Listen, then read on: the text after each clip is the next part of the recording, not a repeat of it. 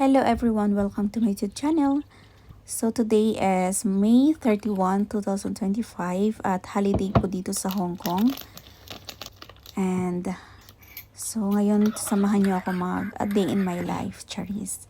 So kakain muna ako guys ng almusal ko kasi may balak ako pumunta sa bahay ng friend ko at medyo malayo. So mas mainam kumain muna tayo ng breakfast. Ayan, ang sarap ng breakfast ko guys, tuyo at saka kape. And then, tapos na tayong kumain, mag-skincare na naman tayo. And get ready with me.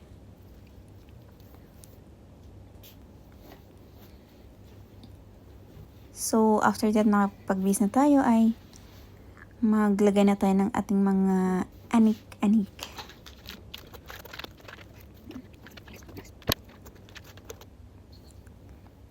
Yung earrings, necklace, at saka watch. So tapos na tayo guys, kain na tayo ng bus and then dumating na rin yung train at makikita niyo yung view ng train. Ngayon nakarating na ako ng Central papunta na sa bus terminal. Ngayon nakasakay na naman ako ng bus papuntang First Beam. So ito yung tunnel papunta, ito yung daanan papunta sa bahay ng friend ko ng medyo malayo, mga 1 hour siguro yung biyahe. Napakaganda ng view guys. Yan, nakarating na tayo.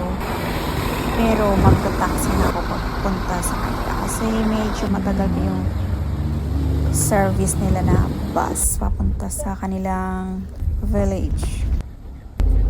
So ayan na guys, nakasakay na po ng taxi. Ito yan yung our friend, si Ate Juby.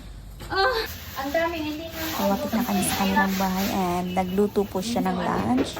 May mga kasama pa po tayong iba na friend din niya or kababayan. Met Oscar. And then, ang sarap ng ulam natin, guys. Parang ikaw. Naghahanda po kami sa aming lunch. Kasi inantay talaga nila ako kasi mga 2 PM na ako dumating. Hindi mo. Medyo malayo kasi sa amin kaya late ako. Kaya kalimutan. Ano? Suka. Ba't hindi na rin suka? Nasa ba? So guys, magluluto po kami ng maruya. Sila lang pala, char.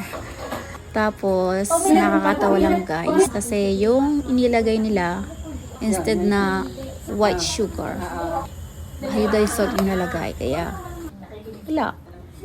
Hindi namin nakain yung maruya. And then baka magtataka kayo guys kasi yung kulay ng maruya is purple. Kasi nilagyan nila ng ubi. Yan si Oscar, ang kulit. Paano pagka tumanda na ang puno? Matanda na yan. Mababa ang puno. Lalo na kung hindi naman daanan sila ng baka, di nga. Ano? Nakamatay na. Halos hindi mo ano dati? Hindi. Hindi. Ay, Ganyan lang nga.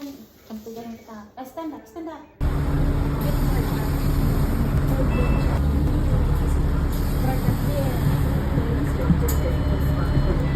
Uwi na tayo guys at bago tayo umuwi ay dumaan muna ako sa grocery Philippine store. Bumili ako ng aking pagkain for 1 month. May nabili na ako pero dadagdagan ko pa kasi hindi na ako lalabas. Ayan, bumili ako ng pansit canton, garlic toast, cheese curls. Ayan, yung mga favorite ko. Ayan. And then, yun. Tapos na. Magbabayad na tayo, guys. And then, kinuha ko na lang yung binili ko online na books. Ayan. Babasahin ko ito pag free time ko. Sana maganda siya. Then, i-arrange ko na po yung mga pinamili ko. Lalagay ko na sa aking box. My favorite Cloud9. Ayan, lagay ko na siya sa aking box. I-arrange ko muna.